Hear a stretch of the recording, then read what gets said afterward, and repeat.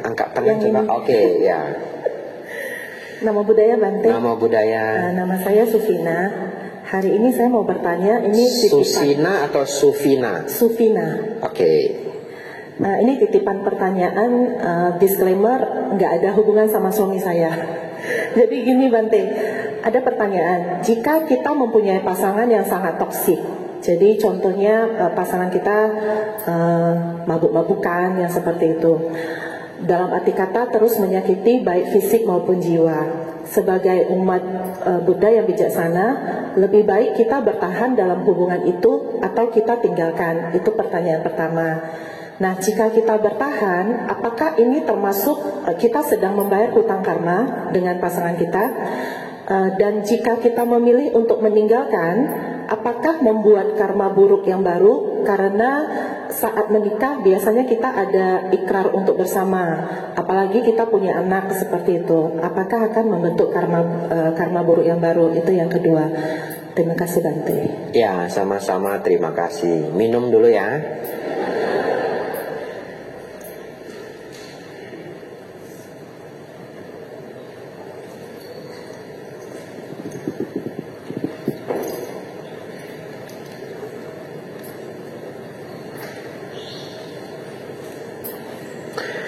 Baik, Bante, rumah tangga saya sangat buruk.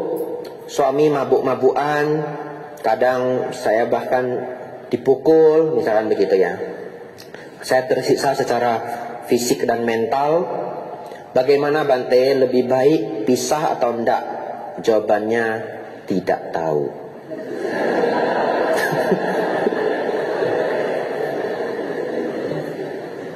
Tidak tahu. Mai mewah lah. Tauhin ya. Tidak tahu.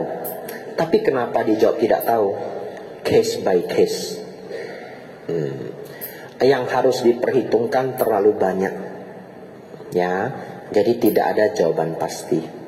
Kenyataannya ada yang tidak berpisah berakhir tragis. Ada yang tidak berpisah berakhir indah. Bingung ya?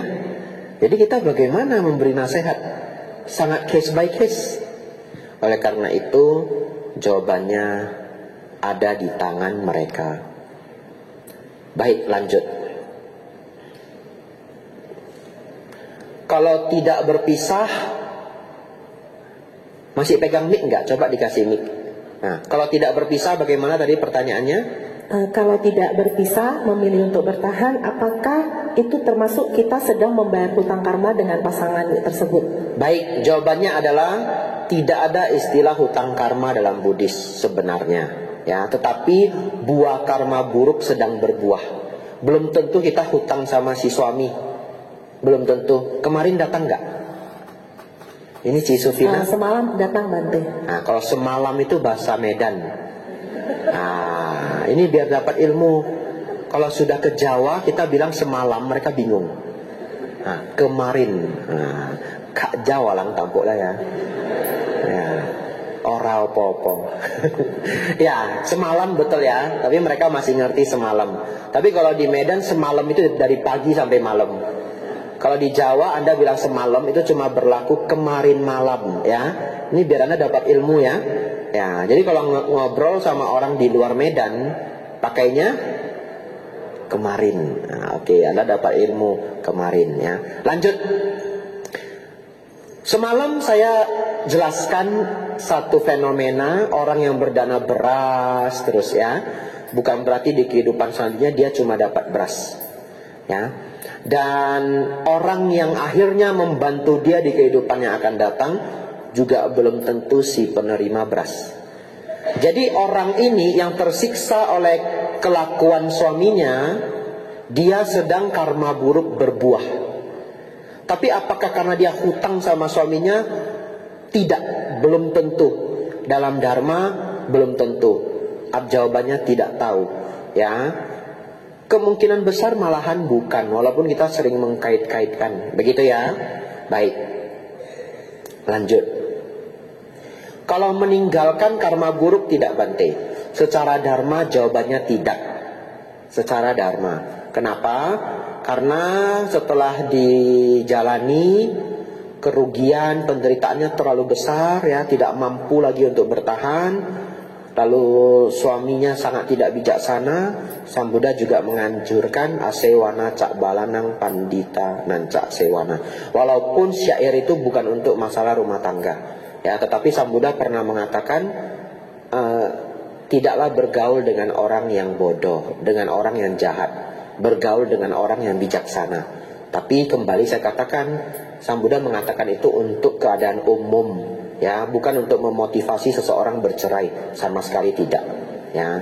Tidak ada dalam ajaran Dharma memotivasi seseorang bercerai, ya. Kembali lagi, itu keputusan dari masing-masing pribadi, ya.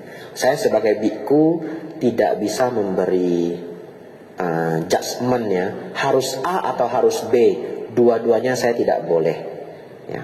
Bahkan kalau sudah kasus real, orangnya sudah ada, minta konsultasi ke saya 4 mata atau 6 mata, saya tidak boleh mengatakan cerai aja Pak, cerai aja, lebos ya pui tau lah. Wah kacek keliling cuan ini ya, 4 tutik lang lebos yang kali bawah. Lu kok etan kok ah? Mentannya, taiwa cobi ku leo. Ya, nggak boleh, nggak boleh. Ya, saya hanya bilang, ya direnungkan, ya. Pokoknya kita kasihlah, kalau A begini, kalau B begini, ya. Kalau pisah konsekuensinya apa, tidak pisah konsekuensinya apa. Terakhir, bagi siapapun yang memutuskan menikah, perjuangkanlah keluarga Anda, ya. Kasihan anak-anak, kasihan anak-anak, ya. Cepat-cepatlah dewasakan diri Anda, semua konflik akan berkurang. Mendewasakan diri caranya gimana Bante? Belajar dhamma, ya. Putar ceramah Bante Utamo seminggu 2 kali, cari satu waktu dengerin Bante Panyawaro kalau cocok, ya, atau Bante siapapun, dengerin. Sang suami mendengar, sang istri mendengar, itu salah satu yang terbaik, ya. Ketika keduanya sudah lebih bijaksana, lebih dewasa, masalah pasti berkurang. Percaya saya, masalah pasti berkurang, konflik pasti berkurang. Tetapi lebih baik bertahan, kasihan anak-anak, ya. Yang sudah berpisah Bante bagaimana? Nasi sudah menjadi bubur, ya, buat leo, ya. Tetaplah sayang anak-anak Anda, ya. Mungkin itu pilihan terbaik pada saat itu. Ulang, mungkin itu pilihan terbaik pada saat itu dengan tingkat kebijaksanaan itu. Ngerti? Saya adalah orang yang tidak pernah menyesal. Jadi semoga Anda di ruangan ini jangan belajar menyesal. Kenapa? Kalau 7 tahun yang lalu saya membuat satu tindakan bodoh, 10 tahun lalu saya membuat tindakan bodoh, saya tidak menyesal. Kenapa? Karena saya tahu 10 tahun yang lalu itu sudah keputusan terbaik saya dengan tingkat kebijaksanaan 10 tahun yang lalu. Betul ya? Hari ini saya menyadari itu bodoh karena kita semakin bijaksana. Yang ada adalah belajar dari kesalahan lampau. Menyesal banyak tidak ada gunanya.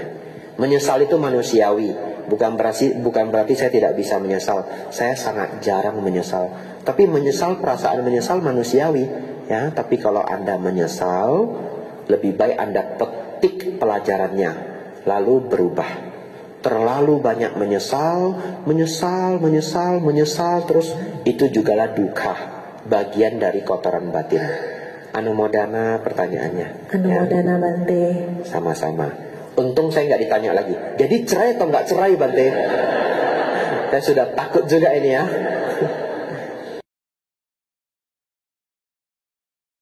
Jadi bagaimana kita meyakinkan bahwa hal yang kita berbuat itu positif dan sesuai dharma meskipun ditentang orang lain? Itu sih, Anumodana. Terima kasih.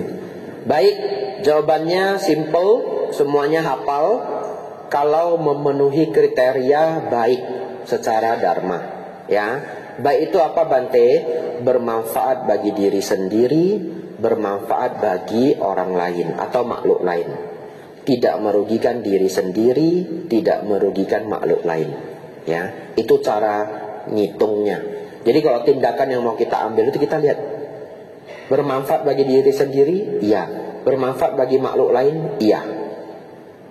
Merugikan diri sendiri? Tidak. Merugikan makhluk lain? Tidak. Itu hal yang baik. Itu rumusnya, ya, yang kita sebut positif. Mau merespon apa silahkan. Maksudnya meyakinkan Bante, meyakinkan orang lain bahwasanya hal yang kita buat itu positif. Dalam rangka, contohnya kita mau membuat sebuah keputusan besar, kita mau yakinkan orang ini bahwasanya ini positif, baik, sesuai dharma, gitu sih. baik, meyakinkan orang lain itu sulit, tapi bisa, ya, sulit tapi bisa. Itu namanya persuasion skill. Skill untuk mempengaruhi orang lain, skill untuk meyakinkan orang lain, ya. Ya, kalau mau pintar mungkin harus baca buku-bukunya, ya. Lalu semua kiat-kiat di buku itu digunakan. Karena meyakinkan orang itu tidak gampang loh. Ya, kalau meyakinkan orang itu gampang, semua orang bisa jadi agen asuransi sukses. Ya. Sedangkan kenyataannya jadi agen asuransi yang sukses itu sangat sulit. Asuransi itu benar-benar hal yang baik. Benar-benar hal yang baik. Kalau kita beli produk yang pas, kita mengerti produknya, ya. Benar-benar mengerti produknya, tidak asal beli, tahu apa yang bisa diklaim, apa yang tidak bisa diklaim. Asuransi itu menyelamatkan nyawa. Ini real story. Semua negara maju, masyarakatnya itu dipaksa punya asuransi. Kita sudah punya BPJS, ya, tapi kualitasnya belum bisa selevel Amerika, Jepang, Singapura. Tapi sudah not bad. Pertanyaan saya, kendati pun asuransi adalah produk yang begitu bagus, semua agen asuransi masih berjuang. Artinya, meyakinkan orang itu adalah hal yang sangat sulit. Baik, tetapi saya akan tetap menjawab saudara, bagaimana Bante kiat agar orang yakin apa yang kita lakukan positif. Satu, kita jelaskan dengan baik. Dua, sebenarnya kepribadian. Orang bisa trust kita itu nggak hanya bisa dari kata-kata. Kadang-kadang itu adalah reputasi yang sudah kita bangun bertahun-tahun. Ya, kuncinya adalah walk the talk. Walk the talk itu adalah ngomong apa, jalanin apa. Ya, kalau kita selama ini walk the talk, kalau kita ngomong A ya kita berusaha lakukan A. Kita ngomong B, kita berusaha lakukan B. Umumnya yang kita ucapkan kita menjadi yakin. Orang menjadi yakin. Ya, itu kiat nomor 2. Kiat nomor 3, ini adalah jawaban yang paling pas untuk saudara Marco. Kalau teknik saya adalah dengan story. Saya selalu meyakinkan orang dengan story. Jadi, kok saya jadi agen asuransi contohnya ya. Contoh lah ya, saya mau jual asuransi contoh ya. Jangan jual, langgar winaya. Meyakinkan orang asuransi itu bagus, contoh aja. Ini kayaknya saya udah dipantau juga ini sama perusahaan asuransi ya. Siapa mau endorse silakan ya. Nanti sini taruh taruh merek saya. Begini. Kalau saya berulang-ulang meyakinkan, kamu belilah insurance. Kan kamu uangmu udah banyak. Daripada kamu jajan sembarangan, sibuk beli barang yang gak berguna. Asuransi itu basic banget loh, harus punya loh. Contoh ya, kadang kita ngomong sampai capek pun orangnya iya, tapi dia gak beli. Kita ceritain aja beberapa orang yang terselamatkan karena asuransi. Pakai story. Kan kita gak pernah mikir, dia tiba-tiba kena kok. Begitu masuk masa COVID, bisnisnya turun semua. Kenapa bisa? Karena dia bisnisnya semuanya entertainment, restoran, mainan, funland ya itu ya, bisnis funland, bisnis transportasi, semua turun. Itu kayak aku ah, COVID Asia. Kalau sick ya sendiri. Tiba-tiba anaknya sakit keras. Dia nggak ada biaya. Untung semua bisa diklaim. Dia sendiri bilang loh, ini kalau nggak ada insurance saya hancur saya. Contoh ya, ini contoh aja. Saya nggak jual asuransi Bapak Ibu ya. Ya, menggunakan kisah-kisah real untuk meyakinkan orang. Itu salah satu yang paling mujarab. Ya, storytelling skill. Dan juga sulit. Ya, jadi kembali saya katakan, meyakinkan orang itu sulit. Satu, dijelaskan dengan baik. Dua, kita sendiri konsisten agar kita punya reputasi orang yang trustable, bisa dipercaya. Yang ketiga, dengan menjelaskan story. Kadang itu jauh lebih baik daripada 1000 teori. Ya, ini yang terpikir saya ya, Saudara Marco. Ini yang terpikir saya. Bulir-bulir yang lain masih sangat banyak. Ya, anumodana pertanyaannya. Ya. Silahkan selanjutnya.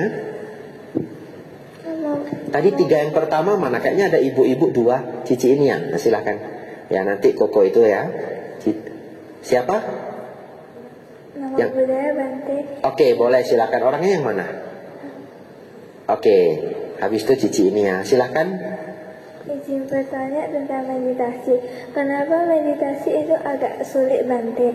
Sama kalau perasaan meditasi Bante gimana ya? Baik. Makasih Bante. Sama-sama. Jawabannya, meditasi itu memang sulit. Ya, memang sulit. Kenapa? Karena pikiran kita sangat suka mengembara. Jadi mau meminta pikiran itu untuk diam, sungguh sulit.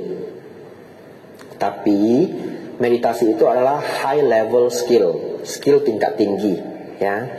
Skill tingkat tinggi itu walaupun sulit kita perjuangkan, ya. Ini Dedek namanya siapa? Felicia. Felicia bisa Mandarin enggak? Bisa bahasa Inggris pinter? Sedikit. Oke. Setuju enggak bahasa Inggris sulit? Setuju ya? Kalau nggak sulit kan sekarang sudah fasih, betul ya? Kan fasihnya Mandarin, ya. Sama, saya nggak bisa Mandarin, bisanya Inggris, cuma dapat 1, ya. Bisa dua-duanya itu sangat sulit. Dan banyak anak kecil yang bisa dua-duanya, bahasa Inggris jago, bahasa Mandarin jago, jatuhnya apa? Bahasa Indonesianya yang tidak bagus, betul? Nah, itu mau dapat semua sulit. Tapi begini, bahasa Inggris sulit nggak? Sulit. Tapi worth it enggak kalau kita mampu Mandarin? Kita mampu bahasa Inggris, worth it. Mandarin sulit enggak? Sulitnya minta ampun, ya. Saya juga belajar. Ma, apakah Anda lapar? Nah, harus kayak kalimatnya mas saya malas kok lah. Ya. Jadi sulit. Tetapi sesuatu yang berharga, high level skill, kendati pun sulit kita perjuangkan. Saya tidak bisa menjawab secara lengkap karena waktunya tidak cukup, ya. Felicia tadi namanya. Nah, saudari Felicia, cek di YouTube nama channelnya Sikadama Sriwijaya. Silakan cek ya. Anda yang bawa HP boleh keluarkan. Sikadama Sriwijaya. Cari video judulnya Bagaimana Bermeditasi dengan Baik. Itu rekaman ngajar Dharma di Palembang mengenai meditasi 1 jam, ya. Nanti di situ menjawab semuanya. Kenapa meditasi sulit? Karena pikiran kita sangat suka mengembara. Dan nanti bagaimana kita menghadapinya. Begitu ya. Ya, itu saja mewakili jawaban saya. Nanti pulang ditonton Sikadama Sriwijaya. Ya, sesi sama Dedek ini. Silakan Cici ini.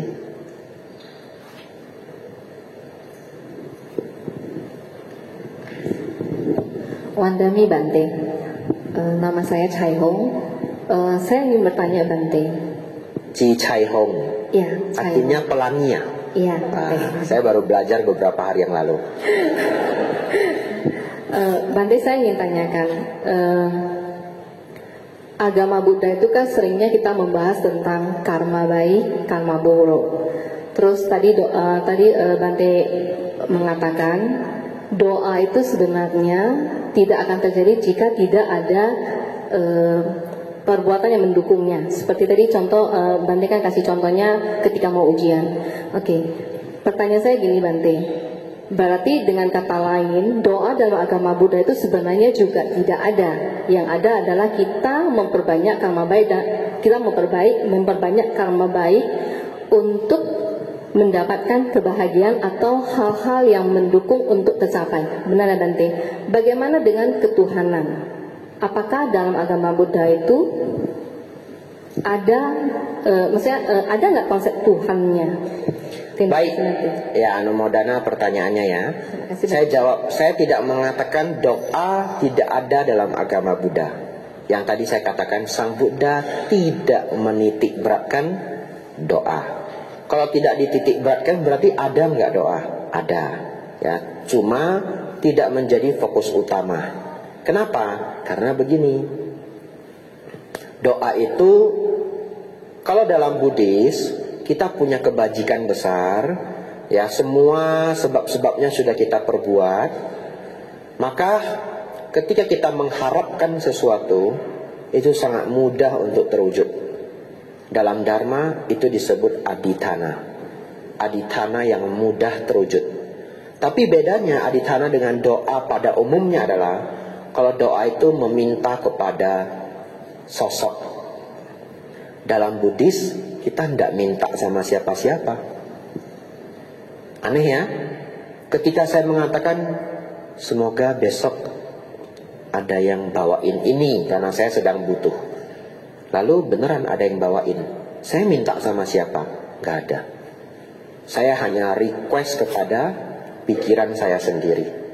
Dan yang mewujudkan itu adalah kebajikan lampau saya, ya. Jadi itulah perbedaan konsep di Buddhis. Jadi kalau umat Buddha berdoa, sesungguhnya tidak minta kepada siapapun, tetapi minta pada dirinya sendiri. Tetapi bagi umat Buddha yang belum mengerti Dharma secara lengkap, mereka tetap biasanya berdoa ke Sang Buddha atau berdoa ke para dewa. Tapi sebenarnya sama. Kalau dia tidak punya kebajikan, tidak terkabul-kabul, sembayangnya sudah setahun tapi belum terkabul. Beberapa orang begitu sembayang dapat, sesungguhnya yang berbuah adalah kebajikannya sendiri. Begitu ya. Jadi ini perbedaan antara konsep berdoa di luar dengan di Buddhis, ya. Lanjut. Bagaimana Bante ketuhanan dalam agama Buddha, ya? Konsep ketuhanan itu artinya yang tertinggi. Setuju? Setuju ya?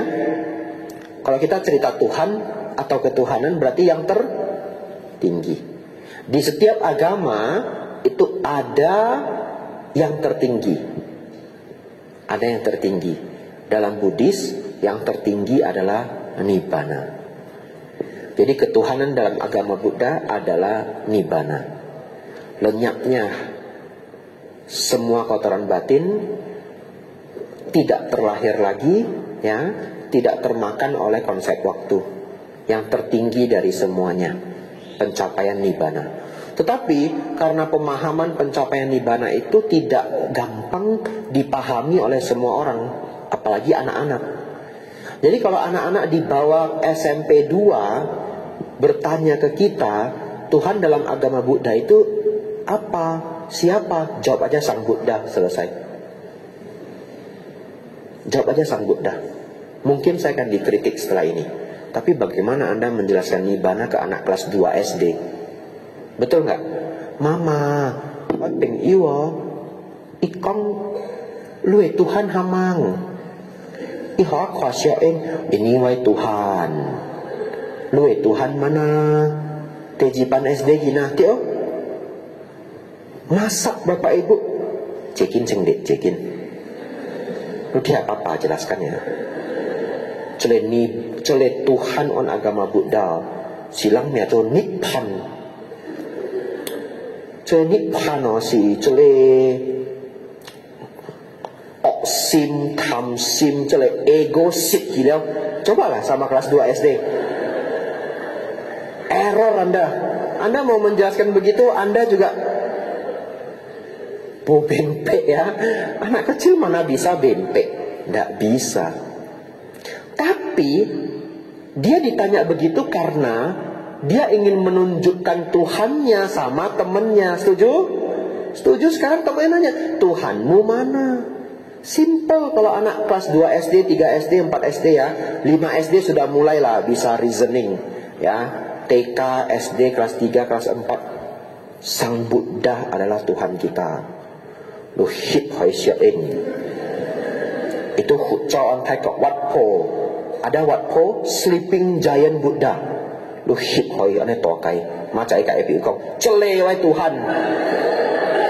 Bempek yo. Ya. Lu Tuhan mana? Cele wai Tuhan. Lu khwa ane to cia lo. Lu Tuhan kak wai Tuhan hamang kak tua. Ane to cia lo. Gitu ya. Kenapa saya bisa kasih contoh ini? Ini real terjadi. Anak SD masih kecil nanya orang tuanya. Tapi kalau mereka sudah bisa reasoning ya, sudah bisa pemahaman, jelaskan. Yang tertinggi adalah pencapaian nibbana. Lenyapnya semua kotoran batin ya. Tidak terpengaruh lagi oleh sakit tua dan kematian. Kebahagiaan tertinggi. Anda jelaskanlah konsep ketuhanan. Dan yang mencapai nibbana disebut Buddha atau Arahat. Jadi sebenarnya itu adalah jawaban yang sama. Tapi kalau ke anak kecil, Anda nggak perlu jelaskan kualitas dari seorang Buddha ya. Jadi yang 100% benar adalah kualitas kebudaan. Itulah Tuhan dalam agama Buddha ya. Kualitas kebudaan. Tapi kalau orangnya sulit mengerti, Tuhan kita adalah Sang Buddha. Selesai. Ya. Sedikit kontroversial, tapi saya yakin Anda membutuhkannya. Ya. Sia-sia pertanyaannya. Ya. Anu Modana. Ya, Koko di belakang silakan. Ini sampai jam berapa? Jam 10. Saya ikut aja ya. Kan panitia kalau blacklist wah lu lang salah ya. Lanjut silakan kok. Nama budaya Bante. Nama budaya. Ada pertanyaan, namun pertanyaannya bukan berasal dari saya sendiri, tapi berdasarkan dari pertanyaan orang lain. Boleh. Oke Bante, berdasarkan ceramah Bante kemarin malam, dari karma tidak turun ke anak, bahwa karma tidak turun ke anak, bagaimana pandangan Buddhis mengenai apabila orang tua berbuat buruk, namun citra buruk atau rasa malunya jatuh ke anak hingga dia dibully, hingga dia stres, hingga dia terkena mental. Itu pertanyaan pertama Bante. Nah, satu dulu ya. Satunya pun amsyong ya. Aneh kangko lah kayak dua kok. Baik. Nah, jawabannya penjelasannya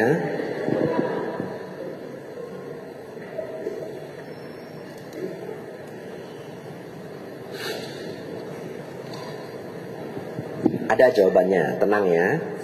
Sudah ada di pikiran.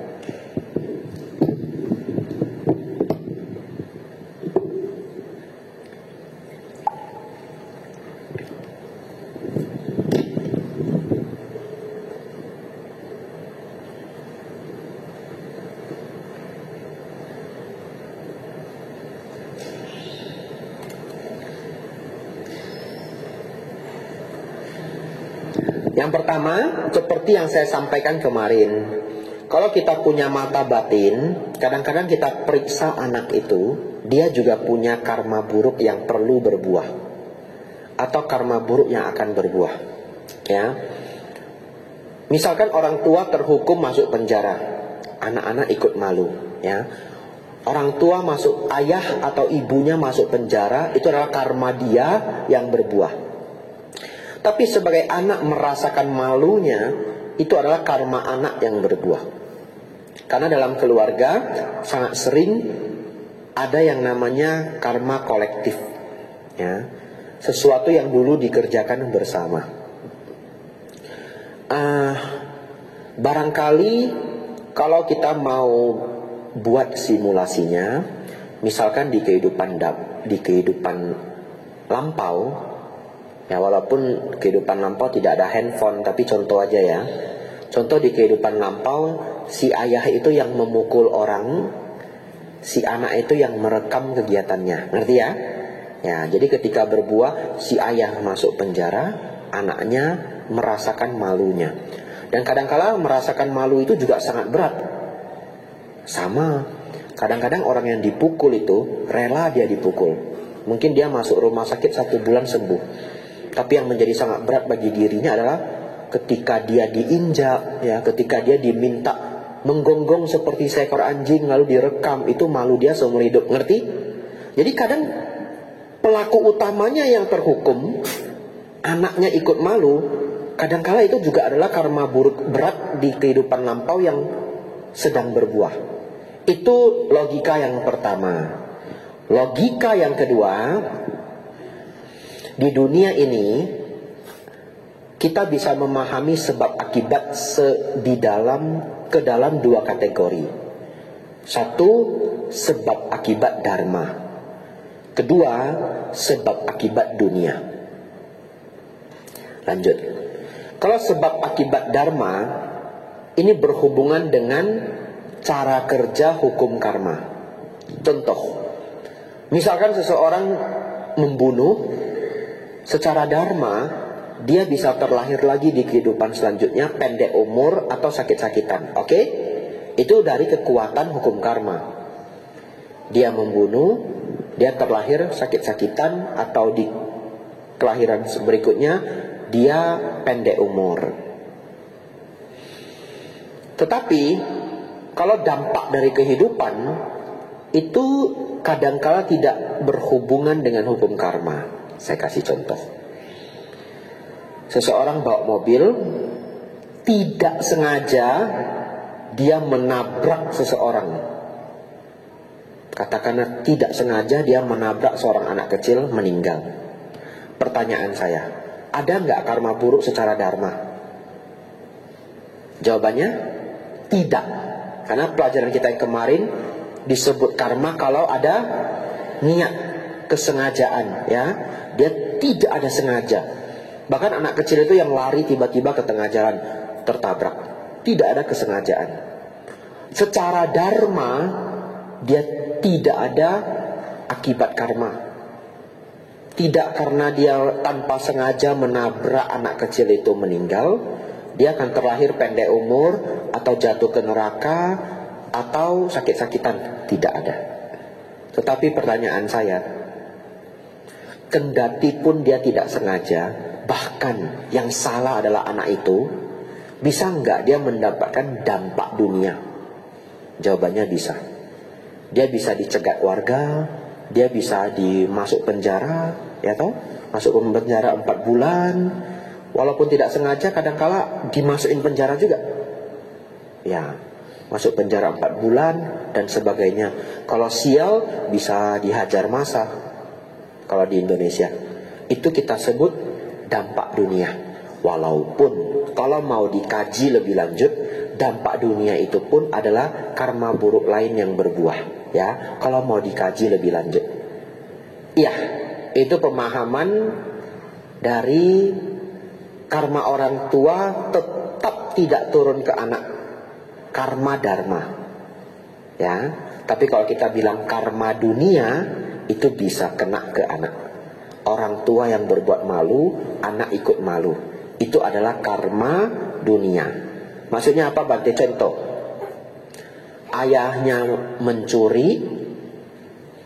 Secara dharma kalau seseorang mencuri, misalkan yang paling dekat itu adalah dia akan hidup susah di kehidupan lampau, di kehidupan selanjutnya, ya, hidup melarat, hidup susah cari rezeki. Itu nggak turun ke anaknya, karena itu adalah karma dharma. Tetapi dampak dunia tetaplah ada, ya. Dia ditangkap, anak bisa ikut malu. Sejauh ini bagaimana responnya? Sudah bisa diterima dengan logika. Ya, saduh ya. Anumodana. Anumodana. Hanya nomor 2. Ya. Oke. Apakah sebagai umat bangga sebagai seorang Buddhis adalah kilesa? Itu Bante pertanyaan dari saya.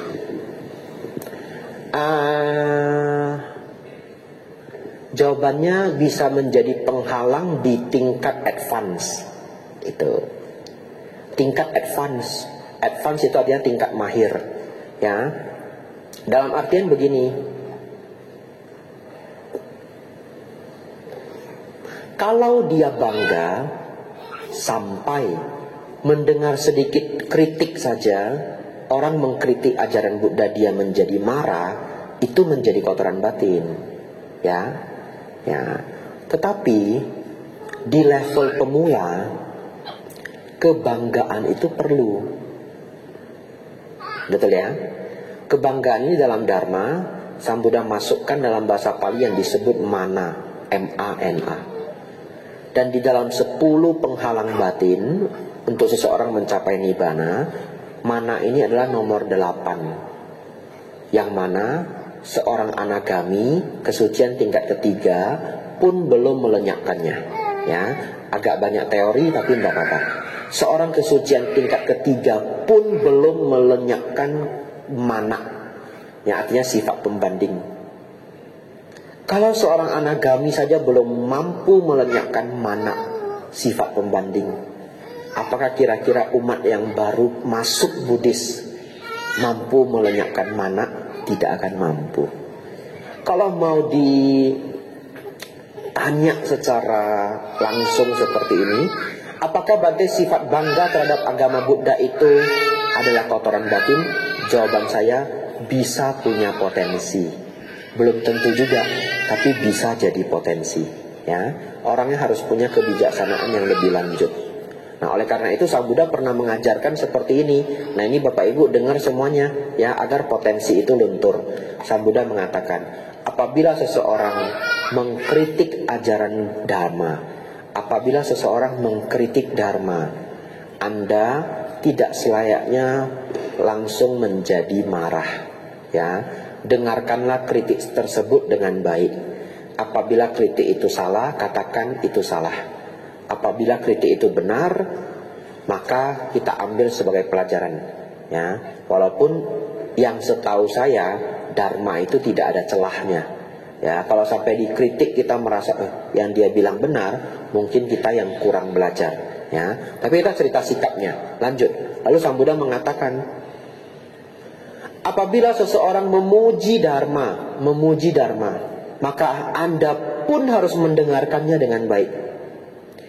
Apabila pujian yang dia katakan itu benar, maka katakanlah pujian itu benar. Namun apabila pujian itu yang dia katakan tidaklah benar, katakanlah pujian itu tidak benar.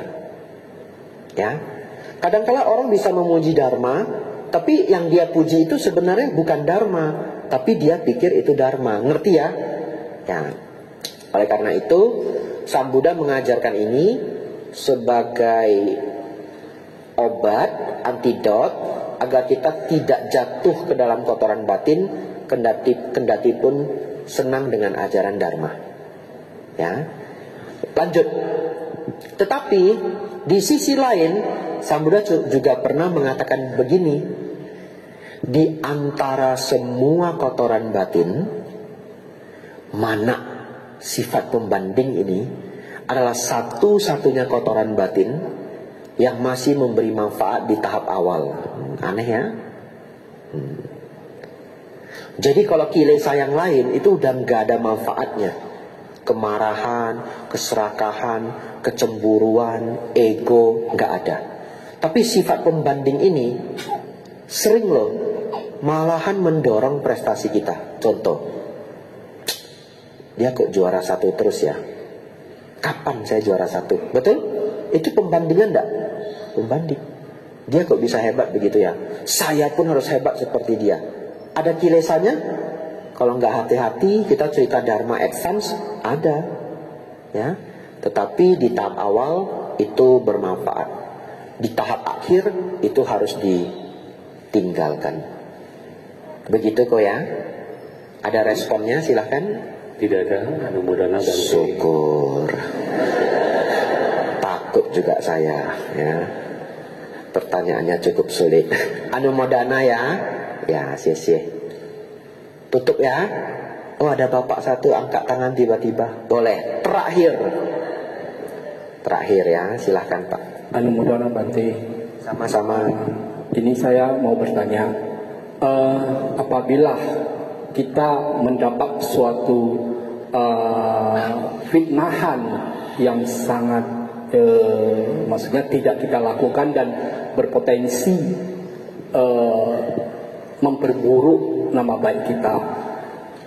Jadi yang sebagai kita umat Buddha ini, apakah ini kita biarin atau ya itu anggap aja karma buruk kita masa lampau itu berbuah, atau kita harus mengklarifikasi sehingga itu tidak terjadi untuk yang lebih parah diketahui semua orang ya. Jadi itu pun bisa menambah kilesa kita karena mungkin kita klarifikasi bisa marah karena kita nggak melakukannya. Jadi sebagai umat Buddha kita harus bagaimana menyikapi hal seperti ini. Mohon pencerahannya Bante. Terima kasih. Baik. Ini jawaban saya pribadi ya. Saya tidak mewakili seluruh ajaran Dharma untuk hal ini.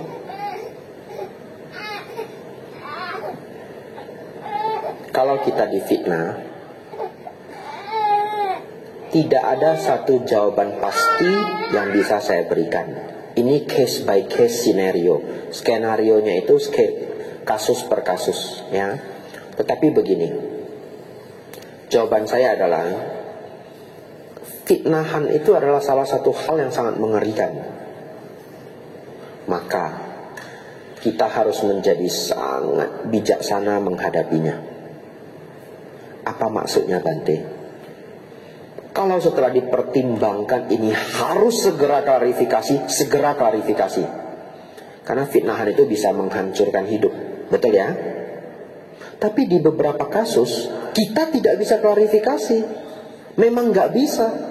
Setelah dipertimbangkan, ini semakin saya klarifikasi, saya semakin hancur. Gimana? Pada saat ini saya diam. Jadi antara harus diam, segera klarifikasi, atau respon apapun, itu benar-benar adalah kebijaksanaan seluruh hidup kita. Dalam artian kebijaksanaan yang sudah kita kumpulkan selama hidup untuk menghadapi hal ini. Maka salah satu nasihat terbaik saya adalah segera konsultasikan dengan orang pintar. Bukan dukun ya. Ya, bukan dukun. Orang pintar itu adalah orang yang kita anggap pintar dalam kehidupan. Contoh, kita kenal satu teman yang kita tahu dia paling pintar ngadapin masalah. Datengin dia, kasih tahu, saya hadapin aneh kuan. Lu siang ancua tehoi. Gitu ya. Kita merasa Bante, kalau di STI Bante Utamo, one of the best. Ya, untuk ngasih apa yang harus kita lakukan. Tapi mau jumpa Bante Utamo kan sulit. Ya, tapi kalau Anda bisa ketemu Bante Utamo, berkesempatan bertemu, jelaskan masalah saya begini Bante, begini. Beliau sangat pintar memberi solusi yang luar biasa. Dan itu sangat kasus per kasus Pak. Ya, saya tidak bisa menjawab. Klarifikasi aja. Apapun alasannya, nggak bisa juga. Diam aja, nerimo, karma buruk berbuah, enggak juga. Ya, tapi saya berikan satu contoh. Barangkali untuk fitnahan yang tidak tertepis, mau dibagaimanapun sudah tidak tertepis, enggak tahu lagi bagaimana caranya. Sudah datang ke semua Bante, semua Bante bilang bohwat leo, ya, bopien leo contoh ya. Maka bersabar adalah jawabannya. Itu dialami oleh Sang Buddha. Ya. Seorang wanita mau menghancurkan nama baik Buddha. Dia bikin skenario ini berbulan-bulan. Jadi dari 10 bulan yang lalu dia sudah main di wihara, sering datang, lalu sengaja nginap atau datang pagi-pagi, nggak ada yang lihat, dia sengaja pulang pas rame, ya. Ibarat jam 6 pagi dia keluar dari wihara, seakan-akan dia ya nginap di wihara, ngerti ya? Lalu dia membuat kisah-kisah, wah Buddha Gautama kuat sekali, ya, hal-hal seperti itu. Berbulan-bulan, pelan-pelan dia besarkan perutnya, ya. Setelah 9 bulan perutnya udah gede banget. Dia bilang ke semua orang, saya dihamili oleh Buddha. Mau bagaimana? Zaman itu nggak ada tes genetik, betul ya? Kalau mau tes genetik juga anaknya harus lahir dulu. Coba pihak laki-laki yang difitnah mau ngomong apa coba? Kalau dia siapapun dituduh dengan keadaan seperti itu mau ngomong apa? Enggak. Saya bahkan tidak pernah menyentuh dirinya. Maling mana mau ngaku. Betul ya? Bapak Ibu jangan terperangkap kalimat ini ya. Maling mana mau ngaku. Jangan ya. Tolong ya. Anda jangan terperangkap kalimat ini. Kenapa? Kalau dia nggak maling, dia juga gimana ngaku. Ngerti nggak maksud saya? Anda tolong jangan pakai peribahasa itu ya. Misalkan Anda nuduh karyawan kah, orang deket kah, teman kah, kamu ambil uang saya ya? Nggak ada Pak, nggak ada Bu. Maling mana mau ngaku. Jangan pakai kalimat itu ya. Percaya saya. Kenapa? Kalau memang dia tidak ngambil, dia kan juga nggak bisa ngaku. Ngerti ya? Kalau kita mengatakan maling mana mau ngaku, itu sebenarnya kalimat yang tidak lengkap dan sangat tidak bijaksana. Ya, karena kalau kita yang tertuduh, kita mungkin menggumul dalam pikiran, saya nggak nyuri, saya mau gimana ngaku, ya. Lanjut. Apa yang dilakukan seorang Buddha? Beliau hanya diam 1000 bahasa. Hanya sialnya wanita tersebut. Akhirnya para dewa marah, ya. Singkat cerita, perut yang dipalsukan itu disenggol oleh binatang, jatuh keranjangnya, ya. Ketahuan dia berbohong. Karena Sang Buddha dilindungi banyak dewa. Tetapi Bapak Ibu Saudara, kenyataannya kadangkala dalam hidup ini enggak ada dewa yang membantu Anda. Ya. Kok aneh kuana Bante kok kau aneh sedia. Karena Anda bukan Sang Buddha, ya. Bo Pien Bo Huat. Di beberapa kasus kita hanya bisa bersabar. Di kasus yang paling berat itu, ya terpaksalah kita keluarkan mantra kita, ya. Karma buruk sedang berbuah. Kesabaran adalah tapa tertinggi. Ya, ini ajaran Dharma. Sang Buddha mengatakan kesabaran adalah tapa tertinggi. Ya, bohwat del, nggak ada jalan lagi. Sudahlah, karma buruk berbuah. Kesabaran adalah tapa tertinggi. Semoga nanti langit akan menunjukkannya. Anda boleh tambahlah sendiri. Ya. Apa itu langit Bante? Para dewa. Ya, semoga. Enggak Bante, tan goni lah kok pulang bantua. Bopien, lum si hutco, gitu ya. Ya, anumodana Pak ya. Ya, tidak ada jawaban pasti ketika kita difitnah. Sangat case by case. Keluarkan semua kekuatan Anda untuk mengatasi masalah fitnahan. Terus terang, sangatlah sulit. Ya, anumodana semuanya, kita harus tutup. Penuh kebahagiaan, kita belajar Dharma bersama. Semoga apa yang kita bahas hari ini membawa manfaat luar biasa untuk Bapak Ibu, saudara-saudari semua. Selalulah senang menjalankan Dharma. Sabe sata bawantu sukhitata. Semoga semua makhluk hidup berbahagia. Sadhu, sadhu.